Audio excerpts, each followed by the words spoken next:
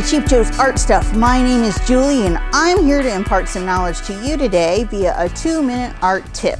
And today we're going to be talking a little bit about some terminology called stipple or stippling. If you had not heard of this before, it is actually a pen and ink technique where you incorporate dots in various concentrations to convey value. The darks and lights and the shapes are conveyed via the proximity of dots to one another. It can be a very exacting method, a pen and ink method.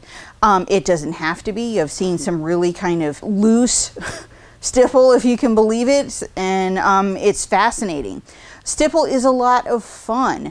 It can be very, very relaxing because it almost has this kind of hypnotic workflow to it, because once you've kind of mapped out your idea, then you're kind of like laying in the tones and darkening things and stuff like that, and it can be very, very, very relaxing. It's also like really inexpensive. All you need is a paper and a pen.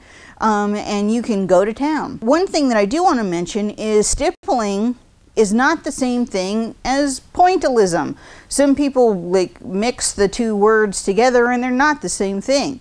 Stippling has to do with pen and ink. Pointillism has to do with techniques of like Seurat, where he's using colored dots to execute form via visual mixing from the viewer. The dots convey shapes and forms through color.